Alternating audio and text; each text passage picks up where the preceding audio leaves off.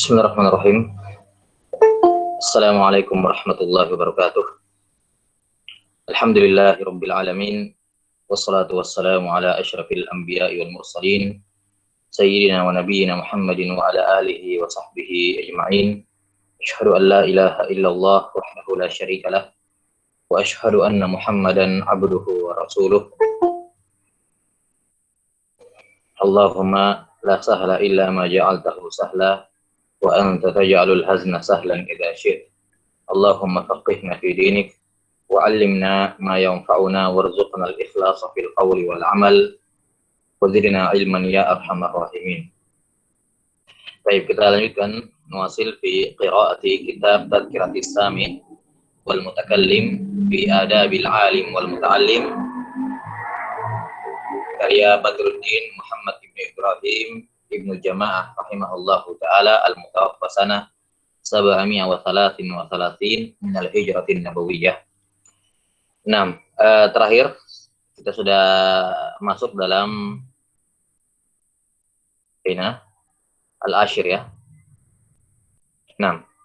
Sudah sampai pada adab seorang pengajar kepada dirinya sendiri pada bentuk atau adab yang ke-10, yakni selalu hirs, ya, hirs selalu bersemangat dalam menambah kebaikan, menambah ibadah, menambah ilmu, dan selalu bersungguh-sungguh baik dalam bentuk membaca atau membacakan kepada orang, mendengarkan bacaan orang, atau kamu tolaah, membahas, bertafakkur, ya, memberikan ta'liq, ya, kemudian menghafal, menyusun karya tulis, dan seterusnya. Di mana hendaknya setiap atau seorang melakukan al-ishtighal wal-ishtighal, yakni dia menyibukkan dirinya atau dia berusaha untuk melakukan banyak kegiatan yang menyibukkan dirinya, atau kalaupun tidak ada, dia yang membuat dirinya sibuk dengan kegiatan-kegiatan yang positif. Dan sudah disebutkan pada pertemuan terdahulu bahwasanya di antara afat yang menimpa kebanyakan penuntut ilmu yang bisa menjadi awaiq, yang bisa menjadi penghalang dan menghalangi dia dari jalan menuntut ilmu adalah ketika terlalu banyak waktu kosongnya, terlalu banyak waktu luang yang dia tidak gunakan dengan baik. Kata beliau rahimahullahu ta'ala selanjutnya, wa dzalika li'anna darajatul ilmi darajatu warasatil anbiya. Nah, ini kemarin kita sudah sebutkan bahwa kadang ada sebagian ulama yang kalau cuma sakitnya sakit ringan, mereka tidak menghentikan kegiatan, ya, kegiatan mereka dalam baik belajar maupun mengajar dan seterusnya. Kalau cuma sakit-sakit ringan, mereka tidak berhenti, justru mereka yatadawa atau yastashfi. Mereka justru merasa lebih baik kan, ya, merasa lebih sehat ketika dia bermuamalah dengan ilmu. Ketika dia bermuamalah dengan ilmu. Baik. Kemudian beliau membawakan bait syair di situ, idza maridna tadawaina bi dzikrikum wa natruku dzikra ahyanan fanantakisu. Kalau kami sakit, kami merasa kami mencari obat, yakni mencari kesembuhan melalui mengingat kalian. Ya. Dan kami kalau meninggalkan atau kalau kami tidak mengingat kalian, fanantakisu, kami justru akan bertambah sakit. Nah, dan ini di antara bentuk ta'zimul ilm, di antara bentuk pengagungan seorang kepada ilmu adalah ketika dia menjadikan perkara terbesar dan terpenting dan yang paling lezat, yang paling nikmat yang dia lakukan adalah seputar menuntut ilmu, seputar ilmu, imma belajar ataukah mengajar. Ini di antara bentuk ta'zimul ilm. Qala rahimahullah melanjutkan, wa dzalika li anna darajatal ilmi darajatu warasatil anbiya la tunalul ma'aliya illa bisyiqqil anfus. Ya. Hal itu dikarenakan, kata beliau, derajat ilmu itu adalah derajatnya pewaris para nabi. Innal ulama'a warasatul anbiya. Nah, wala tunalul ma'ali illa bisyiqqil anfus.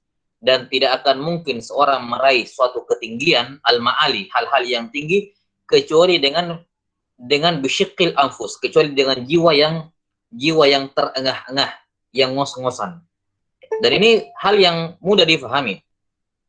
Yani kalau dia ingin naik ke tempat yang tinggi, dia harus melewati tangga.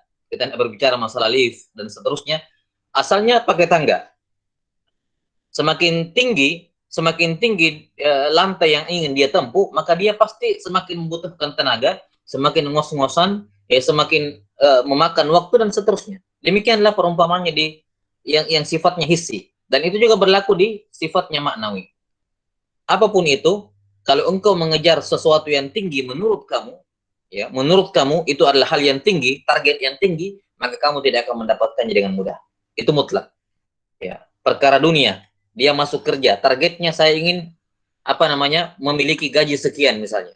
Ya, atau saya target ingin menjadi dapat kedudukan di perusahaan ini. Atau ketika dia masuk ke sekolah dia target seperti ini. Kalau target itu memang betul-betul target yang tinggi, ya pasti jalan untuk meraihnya itu tidak gampang. Harus syikil anfus, kurang tidurnya, kurang ininya, maksimal. Ya, berdagang juga demikian, ada target semakin tinggi targetnya, semakin ngos-ngosan dia, semakin banyak yang dia keluarkan. Ini dalam perkara dunia. Ya, maka perkara agama tidak berbeda. Semakin tinggi target kamu dalam agama, itu semakin ngos-ngosan kamu. Ya, semakin banyak sesuatu yang kamu harus korbankan. Ya. Wa fi sahih Muslimin an Yahya bin Abi Katsir annahu qala la yustata'ul ilmu bi rahatil jism. Dalam Sahih Muslim dari Yahya bin Abi Katsir, beliau membawakan sanadnya sampai ke Yahya bin Abi Katsir, di mana Yahya bin Abi Katsir rahimahullah berkata, ilmu tidak akan diraih dengan badan yang santai.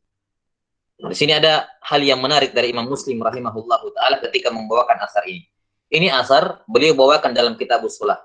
Dalam kitabus shalah dalam Sahih Muslim, dalam bab tentang atau penyebutan tentang waktu-waktu salat. Ya.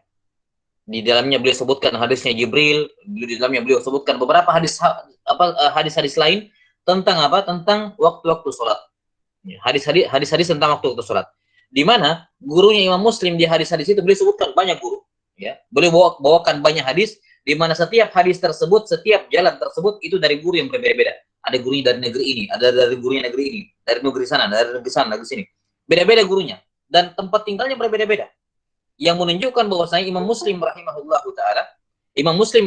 ketika mengumpulkan jalan-jalan hadis ini, itu beliau keliling dunia. Rihlah, karena gurunya beda-beda tempat.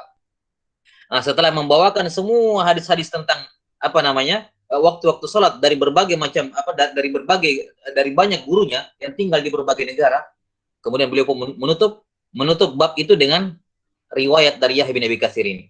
Ya, asar dari Ibnu Abi Katsir. La yustata'ul ilmu bi rahatil jism.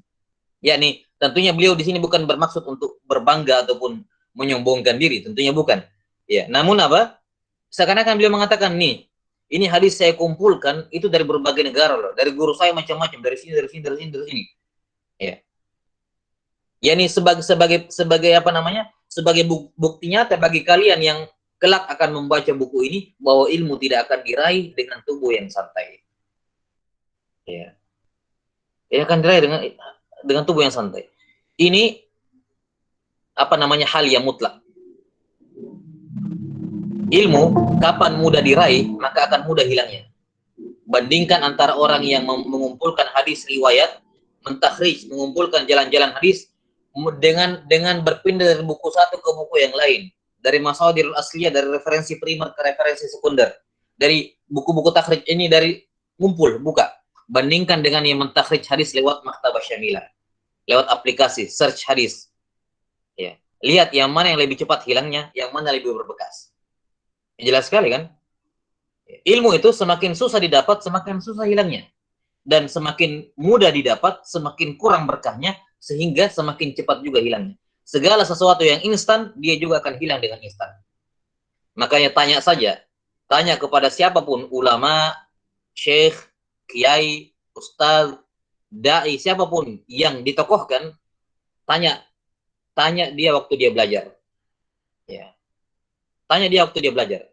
Bagaimana dia ketika belajar dulu? Bagaimana malam harinya? Bagaimana siang harinya? Bagaimana pagi harinya? Bagaimana? Dia tidak ada seorang pun yang sampai dalam jenjang yang dia ditokohkan oleh orang, kecuali dia sudah melewati hal yang memberatkan, hal yang susah payah, Semuanya seperti itu. Kenapa? Karena derajat yang tinggi tidak akan mungkin diraih dengan tubuh yang santai. Semakin tinggi, maka itu menunjukkan apa? Jalan ke sana semakin menanjak ke sana. Nah, maka jangan kemudian seorang, wah ini masya Allah, ini saya mau jadi seperti ini, saya mau jadi seperti ini, saya mau jadi seperti ini, saya mau jadi kayak Syekh ini, saya mau jadi seperti ini. Ya.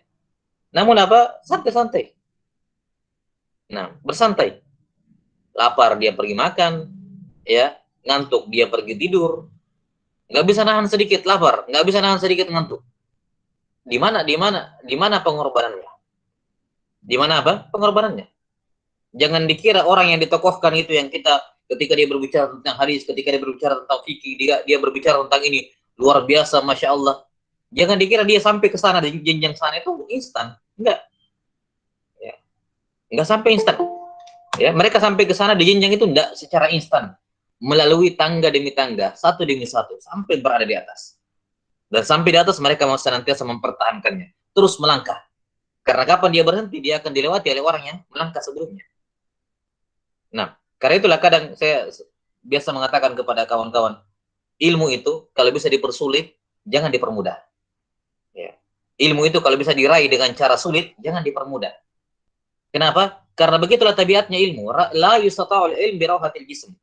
Ilmu yang didapat dengan tubuh yang santai itu minim berkahnya dan juga tidak akan bertahan lama, cepat hilang. Maka menuntut ilmu kalau bisa dipersusah, kenapa enggak? Dipersusah, jangan dipermudah. Ada kisah yang menarik dari salah seorang perawi Sahih Imam Al-Bukhari, saya lupa siapa namanya. Jadi beliau ini sejak kecil dibawa rihlah oleh ayahnya. Dibawa rihlah oleh ayahnya untuk menghimpun atau mendengar hadis-hadis Rasulullah Sallallahu Alaihi Wasallam. Ini sudah di zaman belakangan, setelah zamannya Imam Al-Bukhari, ya, di zaman belakangan. Di mana anak ini, ketika dia dibawa oleh ayahnya, ya, itu selalu disuruh bawa 4 batu. Jadi jalan sambil bawa 4 batu. 6. Sambil jalan 4 batu. Di padang pasir, mereka tidak berkendaraan. Mereka tidak berkendara, tidak pakai keledai, tidak pakai ontan, tidak pakai apa? Jalan kaki. Bawa 4 batu. Ditanya, sampai kelihatan dia lihat anaknya lelah, ditanya, lelah enggak? Capek enggak? Karena anaknya ini cerita ketika dia sudah dewasa. Karena saya takut kepada ayahku, saya bilang enggak, saya enggak capek. Padahal sudah kelihatan. Maka ayahnya bilang itu 1 batu dibuang. 2, dibuang 1 batu, sudah agak mendingan. Itu menambah motivasi. Lebih ringan dari sebelumnya. Maka lanjut lagi. Setelah dilihat lagi anaknya capek, ditanya lagi, sudah capek? Katanya belum, padahal sudah. Ya, karena takut kepada ayahnya. Maka kata ayahnya, buang lagi 1 batu. Dibuang. Kan tambah ringan tuh. Udah, jalan. Ya. Ini yang seperti ini mungkin cuma kita bisa lihat di film-film kungfu ya, latihan seperti ini. Ya. Nah, jadi dibuang 1 batu. Sampai dibuang 1 batu lagi, sampai hilang. Sudah ada bau batu. Sampai dia capek, nggak bisa lagi capek, ya, tidak ada lagi batu yang harus yang bisa dibuang, capek, barulah kemudian ya, setelah betul-betul capek dia angkat anaknya, dia gendong di bahunya, barulah kemudian dia jalan. Maka ada sebagian yang memberikan nasihat kepadanya, kenapa kamu tidak membeli onta, kasihan anakmu, kenapa tidak beli minimal keledai lah, setidaknya kalau kamu mau jalan kaki anakmu yang kasih berkendara. Ya. Maka apa katanya, hasya, ya, hasya an-narkaba fi hadis Rasulullah SAW. Sama sekali tidak. Mana bisa, mana boleh kami berkendara dalam menuntut hadis Rasulullah SAW. Mana boleh kami berkendara dalam menuntut hadis Rasulullah SAW. Yani sebagai bentuk ta'zim kepada hadis Rasulullah SAW, sebagai bentuk pengagungan kepada mengumpulkan hadis Rasulullah SAW, mereka melakukannya dalam bentuk tawadhu dengan berjalan kaki. Kami ingin menuntut sesuatu yang mulia, ya, selayaknya kami merendahkan diri di hadapan pada hadisnya Rasulullah SAW. Maka hasya, ya, mana mungkin kami berkendara dalam menuntut hadis Rasulullah SAW. Ini tentunya bukan perkara yang dilarang, ya, ini idealisme beliau sendiri, tapi dari sikap idealisme seperti inilah lahir ulama besar anaknya. Ya. Maka ilmu sekali lagi kalau bisa dipersulit, kenapa dipermudah? Karena semakin mudah wasilah ilmu, semakin minim juga berkahnya dan semakin mudah hilangnya. Sekarang orang terlalu gampang. Ya. Kalau di zaman dulu, nggak usah kita berbesar di zaman dahulu para ulama ya, yang setengah mati luar biasa. Kita apa namanya sulit untuk menggapai apa yang mereka lakukan lah. Ya. Di zaman-zaman tahun-tahun 2000-an saja, tahun-tahun 2000-an awal, kita kalau mencatat dari seorang guru itu betul-betul dicatat, dikejar semuanya. Iya, dikejar semuanya. Gurunya mencatat ngomong cepat, kita buat ringkasan sendiri, cuma kita yang tahu ringkasannya. Dikejar semua, tidak ada yang luput. Ya. Dan itu taksirnya luar biasa besar. Setelah mulainya muncul apa dulu itu tape recorder, sudah mulai muncul tape recorder, ada kaset, sudah mulai muncul rekaman di mejanya Ustaz. Sudah berkurang mencatat. Kenapa? Dengan alasan nanti kalau kami rekam nanti dengar ulang kemudian mencatat. Baik, ini satu kemudahan. Tapi apa yang terjadi? Betapa banyak orang yang merekam kemudian kasetnya cuma numpuk-numpuk. Nggak ada waktu lagi dia mendengar ulang. Kenapa? Terdesak dengan waktu pelajaran yang lain. Ataukah mungkin memang karena itulah bentuk terlalu mudahnya sehingga berkurang berkahnya. Akhirnya apa? Kaset itu numpuk, nggak pernah didengarkan ulang lagi. Datang lagi yang lebih mudah, MP3 udah pakai kaset lagi. Seperti itu pula. Kadang semakin berkurang orang yang mencatat, yang ada cuma MP3 di loudspeaker. Dengan alasan yang sama, nanti kami akan catat ulang. Lebih lengkap kami dengar ulang. Kenapa? Dia tidak mengasah dirinya. Dia memanjakan dirinya. Kalau di zaman dahulu, ketika belum ada semua itu, kita memaksakan diri untuk mengejar ustaz, mengejar untuk menulis. Ya, kita tidak sayang kalau ada yang luput gitu. Sayang ada yang luput. Ini tidak akan ulang lagi. Ya kan? Apa yang dibilang ustaz ini kesimpulan penting yang bisa jadi dia ulang tahun depan, bisa jadi dia ulang beberapa bulan depan. Sehingga apa? Dia porsir dirinya untuk jangan sampai ada yang luput. Tapi ketika masuklah alat-alat perekam ini, tape recorder, MP3 dan semacamnya, udah. Katanya apa? Insya Allah kita sudah aman, tidak ada lagi yang luput. Kita bisa santai mendengar, kita bisa ini, ya, dan seterusnya. Ya, nanti setelah selesai pelajaran baru kita dengarkan ulang, kita catat pelan-pelan. Jadinya dia memanjakan dirinya. Yang tadinya dia bisa porsir untuk mencatat cepat, jadinya catatannya lambat mencatat. Ya. Dan seterusnya sampai di zaman sekarang. Ya. Nah, dengan fasilitas catatan di Android misalnya, catatan di gadget, membuat tangannya, ya yang jempolnya dong yang mengetik, tapi keterampilan dia menulis lambat. Ya. Lambat menulisnya. Dan itu tentunya pengorbanannya nggak seperti menulis. Jadi ala kulihal intinya, semakin mudah ilmu tersebut didapatkan, maka yakin itu semakin mudah hilangnya. Itu mujarrab. Itu perkara yang sudah terbukti, yang dialami oleh banyak orang. Jangan berpikir nasibmu akan beda. Sama juga nasibmu kalau kamu seperti itu. Ya. Maka ilmu tersebut, ya, usahakan diraih dengan, ya, seperti dikatakan di sini Imam Muslim, la yustata'ul ilm. Ini mutlak, ilmu tidak akan diraih dengan tubuh yang santai. Baca semua biografi para ulama terdahulu, bahkan ulama muasirin, ulama zaman sekarang, siapa yang masih hidup, baca biografinya. Tidak akan didapati mereka itu santai-santai.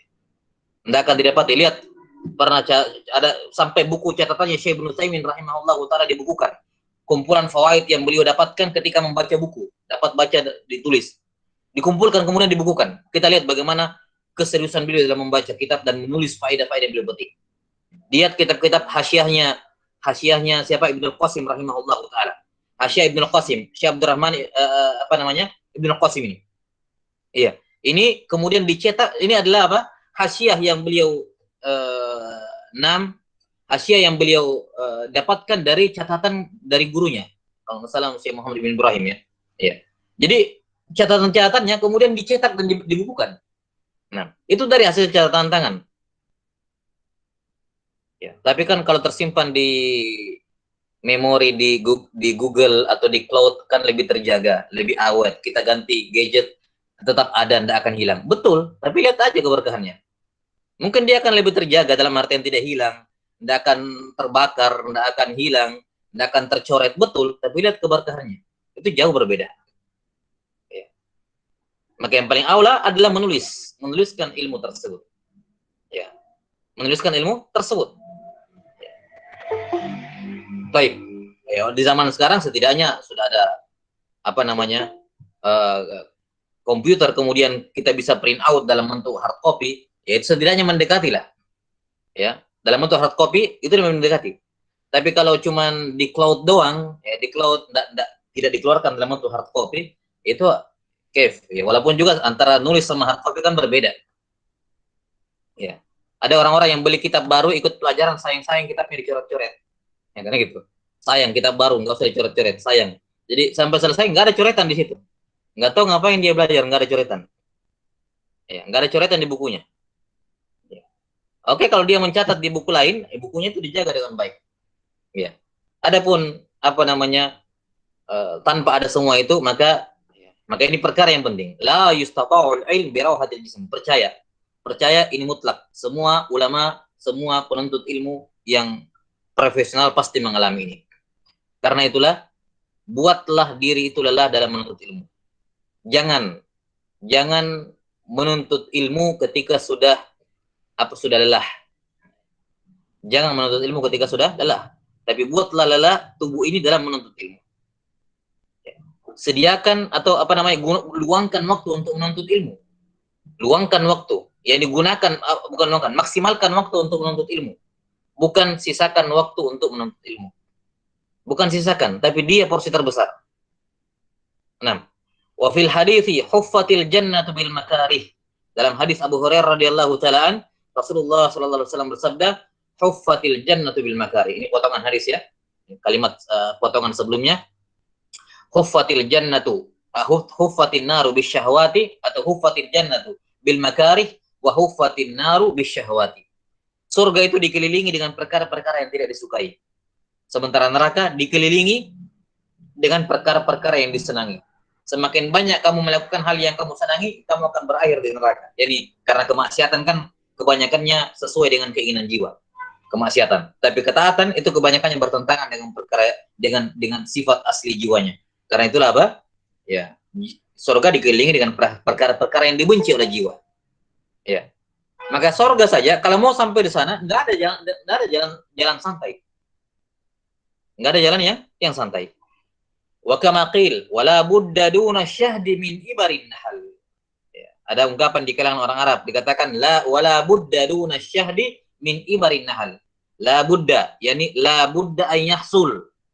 Ya, itu takdirnya. La budda an yahsul. Mau tidak mau harus ini yang terjadi. Apa itu? Duna syahdi, di balik asyhad. Asyhad itu madu yang masih melekat di apa itu? Di sarangnya ya, asyhad. Ya.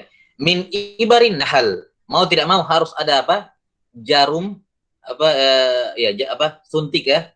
Jarumnya nahal. Ya, apa itu? Lebah. Yani kalau kamu mau mendapatkan ya beda kamu madu, ya kamu minum madu, kamu memperoleh madu pergi di toko herbal. Ya, tidak ada pengorbanan. Tapi beda kualitas madunya dengan kamu langsung ambil dari apa? Dari pohonnya. Itu pasti kamu akan mau tidak mau akan kena sengatan dari an-nahal. Ya. Yani semakin bagus kualitas yang kamu ingin raih, kamu harus berkorban. Kamu harus berkorban. Iya. Kata para ulama, perhatikan kata para ulama, seandainya pun engkau mengorbankan semua yang kamu miliki untuk ilmu, maka kamu hanya mendapatkan setengahnya. Yani seandainya pun kamu mengorbankan semua yang kamu miliki untuk ilmu tidak akan membalas seluruhnya untuk kamu. Tetap dia hanya memberikan sebahagian untukmu. Ya. Maksudnya apa? Kamu korbankan semua yang kamu miliki saja, kamu tidak akan dapatkan ilmu seluruhnya. Apalagi kalau kamu hitung-hitungan. Ya. Seandainya seorang mengorbankan semua yang dimiliki untuk ilmu, maka ilmu tidak akan menyerahkan dirinya kepada kita kecuali setengahnya. Jadi setengah di sini bukan artinya setengah dari semua ilmu ya, tapi takbirnya intinya adalah apa? Hatta kamu korbankan semuanya pun kamu tidak akan dapatkan semua ilmu. Apalagi kalau kamu setengah-setengah. Kamu sendiri tidak korbankan kamu sendiri mau berkorban setengah-setengah. Mikir juga berkorban juga setengah-setengah, menghitung-hitungan. Ya. Padahal ini untuk keuntungan dia sendiri, ilmu untuk kebaikan diri dia sendiri. Kenapa dia menghitung-hitungan kepada diri sendiri? Ini namanya syuh. Asyuh itu lebih parah dibandingkan bakhil. Ya, asyuh lebih parah dibandingkan bakhil. Bakhil itu dia tidak mau mengeluarkan harta untuk kepentingan orang lain. Itu bakhil. Untuk kepentingan orang lain. Tapi kalau asyuh, dia tidak mau mengeluarkan harta, tidak mau berkorban hatta untuk dirinya sendiri. Hatta untuk dirinya sendiri. Mikir-mikir dia, ini syuh, lebih parah dibandingkan bakhil. Ya. Seperti misalnya kalau ada orang ketabrak, ya, ketabrak mobil, yang pertama kali ditanyain apanya? Sendal saya mana? Dia lebih sayang sendalnya hilang dibandingkan kakinya terluka. Ini syuh. Kenapa? Kaki saya kalau luka mah tinggal diperban, tinggal diapain, patah juga diapa. Tapi kalau sendal, kalau hilang saya harus beli lagi. Lihat, ini orang syuh. Untuk kebaikan dirinya sendiri saya mikir-mikir. Ya. Maka jangan menjadi orang yang memiliki sifat syuh. Bakhil saja sudah cukup tercela, apalagi syuh. Makanya Allah Ta'ala berfirman, "Wa may yuqa syuhha nafsihi fa ulaika humul muflihun." Siapa yang dijaga dari sifat syuh terhadap dirinya sendiri, kikir kepada diri sendiri, dialah orang yang beruntung. Dan sangat merugi orang yang kalau ya, bakhil seburuk-buruknya bakhil, mungkin di mata sebagian orang masih mikir ya, oke lah, untuk orang lain ya, oh ya berdosa tapi mungkin masih bisa bagi sebagian orang yang juga berpandangan materi, dia mungkin masih memaklumi sesama mereka yang memandang materi. Tapi syuh ini untuk kebaikan diri sendiri masih mikir-mikir, ini kan terlalu. Ya. Nah, ilmu ini untuk kebaikan dirinya sendiri. Ilmu untuk kebaikan dirinya sendiri, bukan untuk kebaikan dunia saja, tapi sampai ke akhirat. Tapi apa? Beli kitab mikir-mikir, beli buku mikir-mikir. Ya. Ya kan? Mau mengeluarkan harta untuk membeli peralatan tulis, mikir-mikir. Mau mengeluarkan harta untuk ongkos perjalanan menuntut ilmu, mikir-mikir. Ya. Mau apa? Mikir-mikir. Nah, apalagi di zaman-zaman sekarang, ya. Di zaman-zaman sekarang. Banyak kelas kursus-kursus ataupun kelas-kelas online dari dalam ilmu agama, ya, yang ilmu agama di mana tidak jarang itu disertai dengan biaya, mikir-mikir. Padahal untuk kebaikan dia juga. Itu pun biayanya, sebesar-besar biaya yang dikeluarkan, tidak setara dengan 1/10 ilmu yang diperoleh. Ya, tidak setara, bahkan mungkin minim daripada itu. Siapa yang terbersit dalam pikirannya bahwa ilmu bisa dinilai dengan materi, maka sungguh dia tidak layak untuk menuntut ilmu. Tidak layak dia, ini orang nggak layak berada di deretan para penuntut ilmu kalau dia masih menilai ilmu dengan materi. Bahasa Arab, berapa kali pertemuan bahasa Arab? Atau mustola, atau akidah, atau apa? Berapa kali pertemuan? Oh, cuma 2 kali, 1 jam, masing-masing 1 jam. Berarti cuma sepekan kita cuma dapat 2 jam. Berapa bayarnya? Sekian. Wah, terlalu mahal 2 jam segitu. Masih mikir-mikir. Ini bagaimana bisa ilmu fikih, ilmu mustola, ilmu hadis, ilmu bahasa Arab 2 jam sepekan dengan harga sekian, kemudian dikatakan kemahalan. Ini orang nggak layak masuk dalam jajaran penuntut ilmu. Wallahi, nggak layak. Kalau dia masih menilai ilmu dengan materi. Bagaimana bisa dia membandingkan ilmu dengan harta? Ya, malu seharusnya dirinya mengaku diri sebagai penuntut ilmu. Malu. Nah, maka ilmu, kalaupun engkau menyerahkan dirimu sepenuhnya kepada ilmu, dia tidak akan menyerahkan dirinya sepenuhnya kepadamu. Kamu hanya akan mendapatkan sebagian dari ilmu tersebut. Apalagi kalau santai-santai, malas-malas, nah, masih mikir-mikir, masih nimbang-nimbang, kikir kepada diri sendiri. Kata Nabi SAW, la tuqi fayuqa alaik. Jangan kamu kikir, ya, jangan kamu main hitung-hitungan dengan Allah, karena Allah akan hitung-hitung kamu juga. Ya, memangnya pernah Allah main hitung-hitungan nikmat sama kamu? Ya, enggak. Karena itu jangan hitung-hitungan kepada Allah Subhanahu wa taala dalam beribadah. Nah, kata beliau rahimahullah, wa kama qil la tahsabil majda tamran anta akilu la tablughul majda hatta tal'aqas sabira. Kata beliau rahimahullahu taala membawakan bait syair yang lain. La tahsabil majda tamran anta akilu. Jangan engkau berharap, jangan kamu berpikir bahwa al-majd itu kemuliaan. Al-majd itu kemuliaan, yakni derajat yang tinggi ataupun target yang mulia dan semacamnya.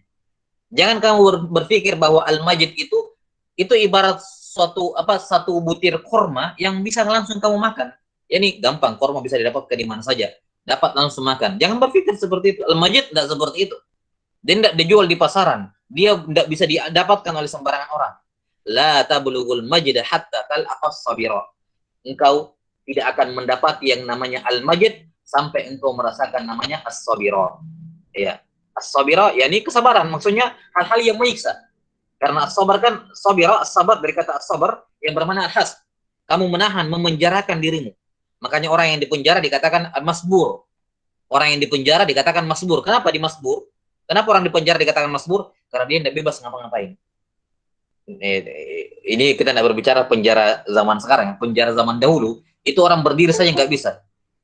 Itu penjara zaman dahulu, ya, penjara zaman dahulu di bawah tanah dan orang nggak bisa berdiri dalam penjara, nggak bisa. Makanya kalau sholat duduk dalam penjara itu. Ya. Di zaman dahulu nggak bisa ngapa-ngapain. Maka engkau tidak akan bisa meraih yang namanya al-majid sampai engkau merasakan yang namanya kesusahan. Ya, menahan dirimu dari hal-hal yang tidak ada kaitannya dengan apa yang kamu tuntut.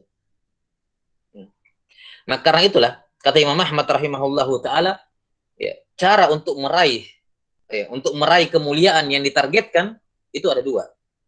Yang pertama ikhlas, yang kedua sidq. Ya. Ikhlas dan sidq. Apapun target yang kamu inginkan, ya, apapun target yang kamu inginkan, perhatikan dua hal ini. Ikhlas kepada Allah dan sidq. Ikhlas artinya apa? Niatnya hanya untuk Allah. Membersihkan hatinya dari niat-niat selain Allah. Dan yang kedua sidq. Apa artinya sidq? Sidq itu jujur dalam mengejar itu.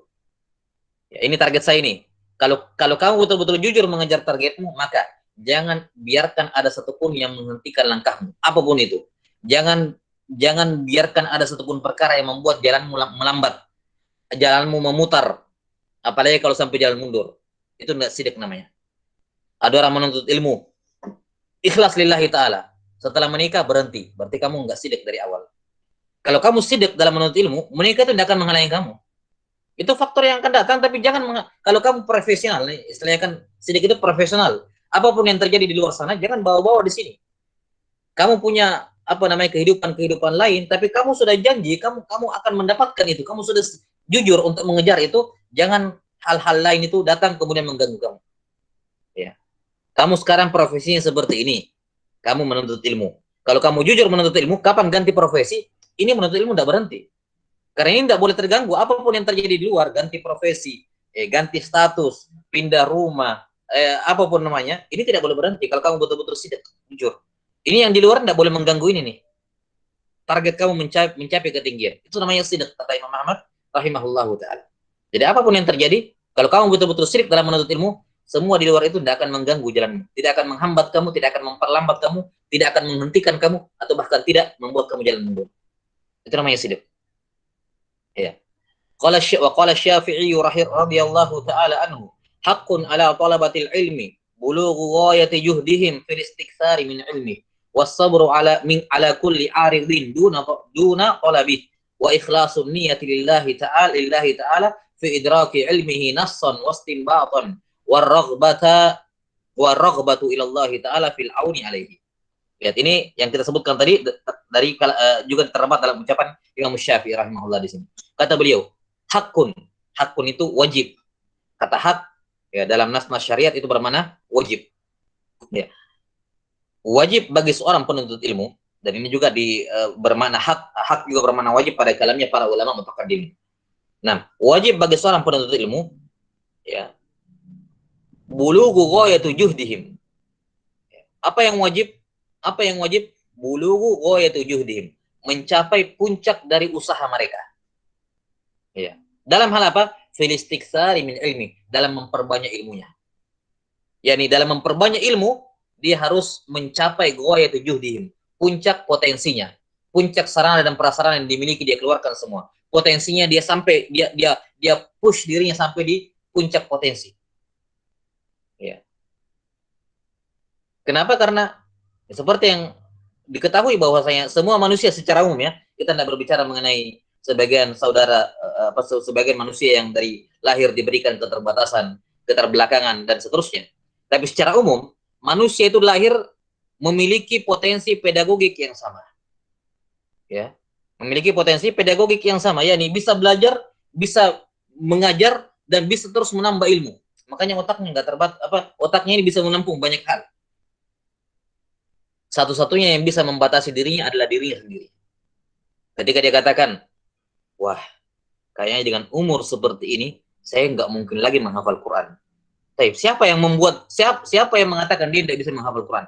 Dirinya sendiri, dari awal dia sudah membatasi potensinya.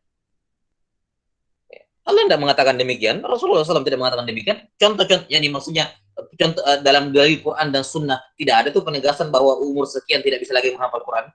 Rasulullah juga mengatakan demikian. Beliau umur 40 tahun baru mulai menghafal. Para sahabat juga demikian. Para ulama juga demikian.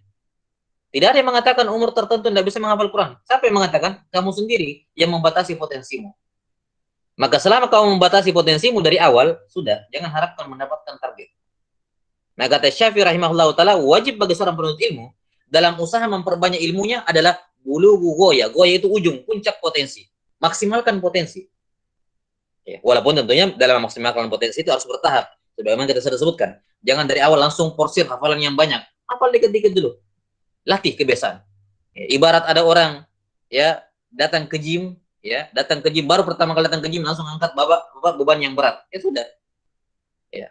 Tidak lama akan habis selesai, ya, tidak akan datang lagi dia. Tapi mulai diangkat beban yang kecil-kecil dulu, ya. Nanti setelah biasa naik tambah beban akan terbentuk otot yang bagus. Demikian pula ilmu, dikit-dikit hafalan sampai terbentuk sampai terbiasa, otaknya sudah terbiasa menghafal, tambah lagi. Ya, dan demikian seterusnya. Nah, maka ini hal yang pertama. Setiap penuntut ilmu wajib bagi dia untuk memaksimalkan potensi yang Allah berikan pada dirinya. Jangan batasi diri. Jangan batasi diri. Ya. Contoh misalnya, kalau ada orang biasa, disuruh ngangkat kulkas sendirian, ya, ya, ada yang bisa, tapi lumayan berat, suruh angkat kulkas sendirian, sama isi-isinya, ya, berat. Tapi coba ada kebakaran di rumahnya, dia angkat kulkas, ada anaknya di atas, itu mudah diangkat. Lari diangkat itu. Kulkasnya ada anaknya lagi di atas misalnya, atau yang tadinya dia tidak bisa mengangkat berapa orang, kebakaran semua anaknya langsung dibawa semuanya. Harta bendanya berapa dibawa semuanya. Padahal kalau kondisi normal nggak bisa. Kenapa? Dalam kondisi genting, dalam kondisi berbahaya, ya, dia mengeluarkan potensinya. Inilah potensi sebenarnya. Inilah goyah potensi dia. Dia bisa mengangkat beban yang berat dalam kondisi genting, di mana dia tidak bisa mengangkatnya dalam kondisi normal. Kenapa? Karena dalam kondisi normal dia membatasi potensi dirinya. Nah, demikian pula menuntut ilmu. Orang bisa memaksimalkan lebih besar lagi dibandingkan apa yang dia bisa sekarang. Sekarang dia bisa hafal sekian, dia bisa lebih daripada itu. Yang penting pelan-pelan. Nah, ini poin yang pertama kata Syafi'i rahimahullah ta'ala. Usahakan untuk memaksimalkan potensi secara khusus dalam masalah ilmu ini, potensi pedagogik yang Allah Ta'ala berikan kepadanya. Yang kedua, wasabru ala kulli aridin duna talabi. Bersabar dalam menghadapi semua arid, faktor-faktor eksternal yang bisa menghalangi dia, menghentikan dia, memperlambat dia, membuat dia jalan memutar atau berjalan mundur bahkan. Sabar dalam menghadapinya selama dalam proses menuntut ilmu. Inilah yang namanya sidq yang kita bahasakan tadi. Ini as-sidq. Yang tidak peduli apa yang terjadi di luar sana, ini jalan saya dari awal jujur ingin target ke sana, saya dapat ke sana. Ya, lihat para pengusaha itu, atau yang dalam memberikan motivasi misalnya, ya, dalam lihat kerjanya orang yang ngumpulin harta, ya, targetnya usia sekian saya harus punya sekian, dia tidak peduli apa yang terjadi di luar daripada itu, pokoknya tidak bisa berhenti. Ibu saya meninggal, saya sedih, setelah itu kita fokus ke situ. Ada ini, dia tetap di sini. Kenapa? Itu target dia. Itu penuntut dunia. Nah, wa ikhlasun niyatillahi ta'ala fi idraki ilmihi. Yang ketiga adalah ikhlas. Yang tadi yang kata Imam Ahmad, ikhlas dan as-sidq.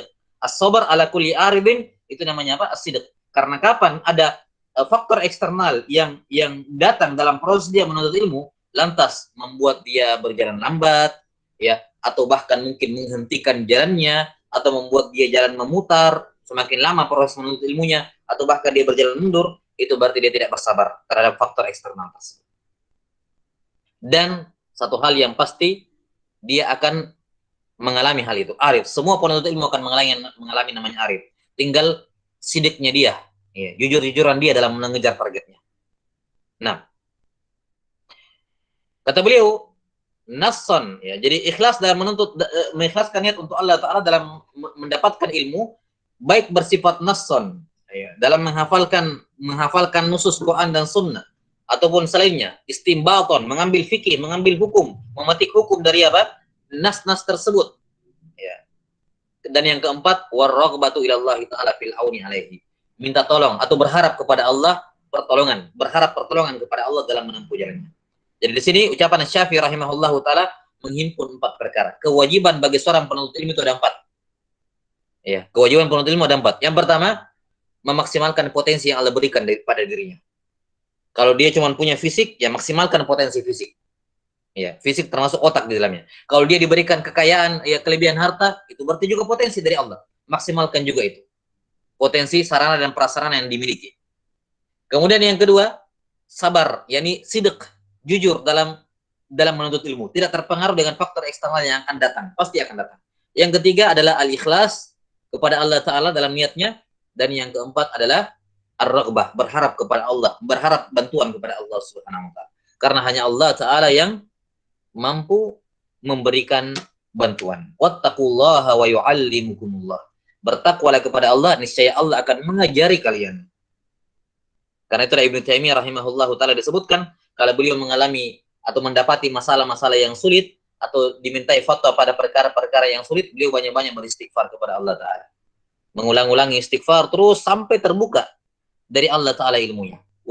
Kemudian beliau berdalil dengan ayat ini. Wattaqullaha, bertakwalah kepada Allah, maka Allah akan mengajari kamu. Allah akan mengajari kamu. Wa qala Ar-Rabi'. Ar-Rabi' di sini Al-Muradi, ya. 6. Murid, salah satu murid senior dari Imam Syafi'i rahimahullahu ta'ala. Kata Ar-Rabi rahimahullahu ta'ala, lam ara Syafi'iyya akilan binaharin wala na'iman bilailin lishtighalihi bitasnif. Saya tidak pernah melihat Syafi'i makan di siang hari dan tidak pula tidur di malam hari karena sibuk dalam menulis. Sibuk dalam menulis. Ini bentuk sidq. Bentuk apa? Bentuk sidq.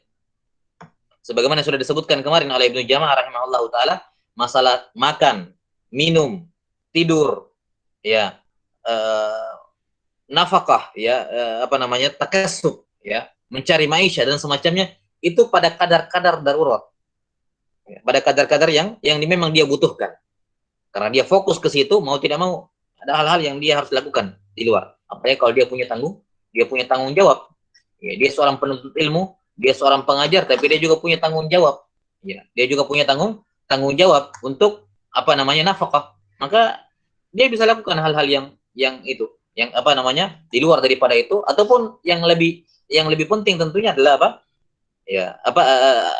bukan lebih penting, yakni dia bisa tetap hatta dalam bentuk maisha pun, hatta dalam bentuk mencari maisha pun, dia tidak lepas dari aktivitasnya, ya, dari sebagai penuntut ilmu ataupun sebagai pengajar.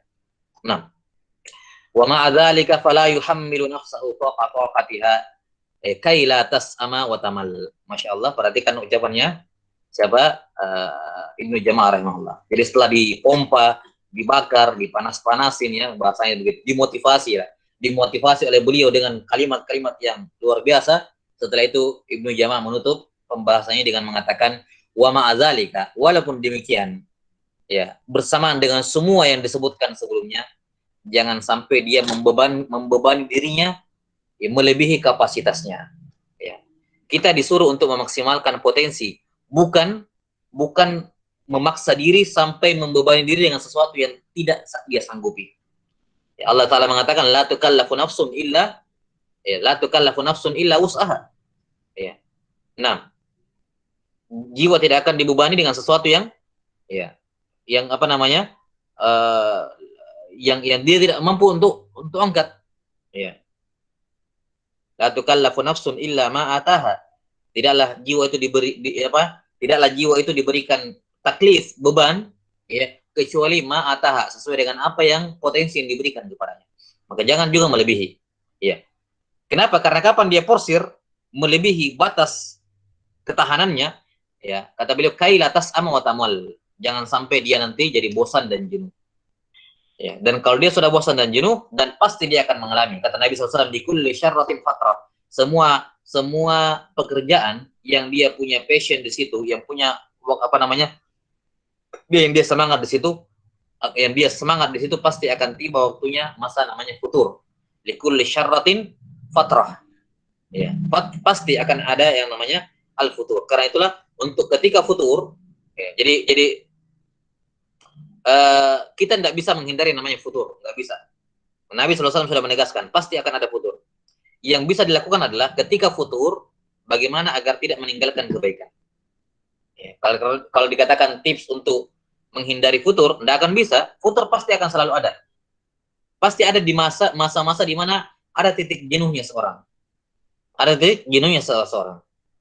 Nah, maka tinggal dia lihat ya ketika dia futur itu bagaimana memanagenya supaya tidak meninggalkan kebaikan. Apapun bentuknya, seperti yang sudah disebutkan kemarin oleh siapa? Ibnu Jamaah rahimahullah, sampai apa bahasanya beliau? Untuk roha, kadang butuh untuk penyegaran, apa istilahnya orang sekarang, me time ya. Dia butuh me time, silakan, tidak ada masalah. Iya, tidak ada masalah. Tapi jangan terlalu lama me time ya. Jangan bacanya 10 menit, me time-nya 30 menit. Nah, kan? Itu bukan me time lagi. Nah, jadi dia butuh untuk penyegaran sebentar sedikit dan sama-sama tidak ada masalah. Kata beliau, kapan dia sudah jenuh dan bosan, farubbama nafarat nafratan la yumkinuhu tadaruka. Karena kapan dia apa namanya sudah bosan dan jenuh, terkadang ya, itu akan membuat dia lari, ya apa namanya akan membuat dia meninggalkan kebiasaan yang baik tersebut, la yumkinuhu tadaruka, yang tidak mungkin lagi dia kembali ke situ. Kadang dia tinggalkan selama-lamanya karena bosan dan jenuh. Iya. Maka tuntunannya kata beliau, bal yakunu amruhu fi dzalika qasdan. Maka selayaknya ya cara dia ataupun muamalah dia dalam masalah ini terhadap ilmu ya hendaknya lah qasdan, sederhana saja. Sederhana, ya sederhana bukan bergampangan, sederhana bukan santai-santai, bukan. Sederhana ya kamu punya potensi, maksimalkan potensi tersebut. Tapi jangan juga over. Wa kullu insanin absaru bi nafsi. Ini kuncinya. Setiap orang lebih paham tentang dirinya. Lebih paham tentang dirinya. Ya, kita bukan mau apa namanya? Kita bukan mau membuat pesimis atau apa, enggak. Di zaman dahulu pun tidak semua jadi ulama. Di zaman dahulu pun tidak semua jadi ulama. Di zaman Nabi SAW, tidak semua sahabat yang dekat dengan Nabi SAW. Tidak semua sahabat datang belajar kepada Nabi SAW. Lebih banyak sahabat yang tidak datang belajar kepada Nabi SAW. Ya, karena sahabat, definisi sahabat kan luas. Tapi lihat setelah Nabi SAW meninggal, siapa-siapa sahabat yang menjadi rujukan ilmu, itu kan jumlahnya bisa dihitung. Dibandingkan ratusan ribu sahabat, puluhan ribu sahabat itu. Jumlahnya sangat banyak. Puluhan ribu sahabat. Ya, bahkan ada yang mengatakan ada yang mengatakan 100.000 lebih, ratusan ribu sahabat. Totalnya semuanya yang pernah melihat Nabi SAW, yang pernah berjumpa dengan Nabi SAW. Tapi dari semua itu terhitung pakai jari yang menjadi yang dikatakan sebagai mujtahid. Yang bersahabat dengan Nabi SAW, yang mengambil ilmu dari Nabi SAW. Ya. Di kalangan tabiin juga sama. Di kalangan sahabat ada sahabat yang jadi pedagang toh. Ya, tapi tidak jahil terhadap apa yang dia diketahui. Pedagang tapi ya, dia bukan alim, artinya bukan alim dan artinya dia tahu semua perkara agama, enggak. Atau dia tahu sebagian besar perkara agama, enggak. Dia cuma pedagang, tapi setidaknya dia tidak jahil terhadap apa-apa yang dia wajib lakukan. Berubah ibadahnya kepada Allah dan muamalahnya kepada sama manusia terkhusus perdagangan. Di zaman Nabi SAW banyak sahabat yang bertani saja, bertani saja, berdagang saja, datang belajar kepada Nabi SAW cuma 2 kali sepekan, ataupun sekali-sekali, ataupun intinya mereka kalau tidak tahu datang bertanya apa kepada Nabi SAW atau kepada para sahabat. Tidak setiap saat seperti itu. Tidak semua sahabat itu seperti itu. Ya, di zaman tabi'in juga tidak. Ya. Di zaman belakangan juga tidak. Maka semua orang lebih mengetahui keadaan kondisi dirinya. Yani jangan sampai terbebani bahwa apa namanya dia punya ini, misalnya dia punya anak keturunan, pokoknya semuanya harus jadi ustadz gitu ya. Semua harus jadi ulama. Ya, alhamdulillah kalau bisa terwujud seluruhnya. Ya, kita tidak memberikan apa itu bagus. Cuman tetap harus lihat ini. Kullu insanin absaru nafsi. Setiap orang lebih tahu tentang dirinya, tentang anaknya, tentang apanya. Dia lihat. Makanya salah satu kisah yang menarik dari Syekh Ibnu Utsaimin rahimahullah taala, kita lihat dari putra Syekh Ibnu Utsaimin rahimahullah. Ya, wallahu alam apakah ada yang mubarris menjadi seperti beliau ataupun setidaknya mendekati. kita tidak mendengar.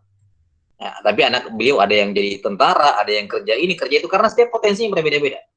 Maka kalau kamu merasa ya, jalanmu bukan menuntut ilmu, ya, maka maksimalkan potensimu di tempat yang lain, di perkara yang lain, seraya perhatikan, jangan bodoh tentang agama. Itu saja yang penting. Kamu mau jadi pedagang, pedagang saja. Mau jadi penjahit, penjahit saja. Mau jadi petani, petani saja. Mau jadi, silakan, tidak ada masalah. Semua profesi halal. Satu yang penting, kalau kamu tidak tahu agama, tanya. Jangan buat dirimu jahil tentang perkara agama. Kamu tidak punya kewajiban untuk tahu sebagian besar agama. Itu adalah fardu kifayah. Ya, ada orang-orang tertentu memang yang Allah sudah takdirkan untuk menjadi, untuk dai dan semacamnya. Iya. Sekali lagi ini bukan bentuk apa, cuman ini yang saya gambarkan dari kalamnya Ibnu Jama. Saya ingin menekankan di sini, wa kullu insanin absara binafsi. Maksudnya ada juga orang yang sudah jelas ya, sudah kelihatan misalnya dia passionnya tidak ke situ. Cuman karena teman-teman pergaulannya semua ini, dia juga memaksakan dirinya ke situ. Padahal passionnya tidak ke situ. Ya nih. Kenapa kamu membayar diri? Kalau memang passionmu bukan di situ, targetmu dari awal bukan jadi ulama, saya cuma mau yang penting saya tidak bodoh dalam agama. Ya sudah, itu saja. Ya. Nah, karena ya tadi sebesar apapun usaha seorang, tidak akan semua apa namanya istilahnya, kalau ada pembeli pasti ada pedagang, tidak boleh, tidak mungkin. Ada pembeli pasti ada penjual. Tidak mungkin semua jadi penjual, semuanya jadi pembeli. Ada yang ceramah pasti ada yang mendengarkan, tidak mungkin semua yang mendengarkan, tidak mungkin semua yang apa namanya berceramah. Maka ini termasuk dari sunnah kauni Allah Taala berpasang-pasangan ini. Ya. 6. Wa min kulli syai'in khalaqna zawjain. Pada segala sesuatu kami ciptakan pasangan. Di antaranya ada yang berceramah, ada yang mendengar. Maka lihat potensi dirimu. Ya. 6. Kalau kamu punya potensi yang besar dalam menghafal dalam ini, sayang kalau kamu cuman apa namanya setengah-setengah. Maksimalkan di situ. Kalau memang dari awal kamu udah punya passion ke arah sana, ya cuman mau saya mau beribadah dengan baik, tidak mau yang penting terhindar dari kesyirikan, menjaga sholat 5 waktu, menjaga sunnah-sunnah gini, seperti itu, ya itu juga perkara yang baik, khair katsir, perkara yang baik, bahkan kebaikan yang besar. Nah, jangan karena seperti kata para ulama terdahulu, di zaman dahulu itu banyak orang-orang, ya lihat ratusan ribu yang hadir di majelisnya atau puluhan ribu yang hadir di majelisnya Imam Al-Bukhari rahimahullah. Siapa yang jadi ulama? Cuma 2-3 orang. Padahal yang hadir di majelisnya Bukhari puluhan ribu. Yang hadir di majelisnya Imam Ahmad puluhan ribu. Siapa yang jadi ulama? Hitung 2-3 juga. Ya. Menunjukkan apa? Ini murni dari Allah Subhanahu wa taala tentunya. Ya. Maka kalau dari awal Allah Taala tidak melihat keseriusan kamu, ya sudah. Walladzina jahadu fina lanahdiyannahum subulana. Kalau engkau hanya datang majelis-majelis ilmu hanya karena semua teman-temanmu datang menuntut ilmu, ya, datang ke majelis ilmu dan semacamnya hanya untuk ya, hal-hal yang sifatnya seperti itu, ya. Seperti kata Qatadah rahimahullahu taala, kunna natlubul ilma, kunna talabnal ilma la lillah, fayaqbal ilmu illa ayyakuna lillah. Dulu kami menuntut ilmu itu, kata Qatadah rahimahullah, dulu awal-awal kami menuntut ilmu itu bukan karena Allah. Karena apa? Terus apa niatnya? Tidak enakan, sungkan. Kenapa? Pemuda, anak-anak muda yang sudah balik di masanya, di masa beliau rahimahullah, kapan sudah balik, sudah bisa rihlah, itu sudah keluar, tidak ada yang tinggal di kampung. Semua keluar keliling mencari hadis Nabi sallallahu alaihi wasallam. Ya. Maka kadang mental apa namanya ikut-ikutannya muncul. Ya. Ikut-ikutannya muncul ataupun tidak enakan, oh saya tinggal sendiri di sini. Akhirnya keluar juga. Tapi pada dasarnya passionnya nggak di situ. Passionnya nggak di situ. Maka apa namanya dalam hal ini ya kembali kita apa namanya tegaskan dari awal bahwasanya kalau kamu diberikan potensi oleh Allah Taala, maksimalkan untuk menuntut ilmu. Itu hal yang mutlak. Ya, untuk menuntut ilmu. Dan menuntut ilmu di sini intinya adalah kamu mencari tahu apa-apa yang tidak kamu ketahui. Apa-apa yang kamu butuhkan, kamu ingin lakukan dan kamu tidak tahu, cari tahu, tanya, menuntut ilmu dan seterusnya. Ya, karena menuntut ilmu itu adalah apa? Ya, menghilangkan kebodohan dari diri sendiri pada perkara-perkara yang sifat wajib, pada perkara-perkara yang sifatnya wajib bagi dirinya itu fardu ain. Ya, menjadi penceramah, menjadi alim, menjadi pengajar, itu fardu kifayah itu. Ya. Tapi kalau mengangkat kebodohan dari diri sendiri pada perkara-perkara yang wajib dia tahu, itu fardu ain. Mau pedagang kek, mau pegawai, mau apa, semua fardu ain baginya untuk menuntut ilmu, ya, menuntut ilmu, mencari tahu apa-apa yang wajib bagi dirinya untuk dia tahu, dia wajib cari tahu. Seraya dia melakukan profesi yang lain terserah. Ya. Nah, Ini apa namanya? Adab yang ke-10. Wallahu taala alam bissawab.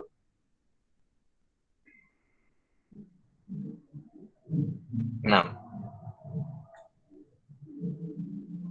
11, 12. Tinggal dua ini lagi ya. Tinggal dua bab lagi atau dua adab lagi. Adab seorang penuntut ilmu, adab seorang alim kepada dirinya. Baik, saya kira cukup dulu. Wal ilmu indallah. Nah, nas'alullah ta'ala yu'allimana mimma yanfa'una wa ayyanfa'ana bima 'allamana innahu waliyyu dzalika wal qadiru 'alaih. Subhanakallahumma bihamdik asyhadu an la ilaha illa anta astaghfiruka wa atubu ilaik. Alhamdulillahirabbil alamin. Baik, ada soal di sini?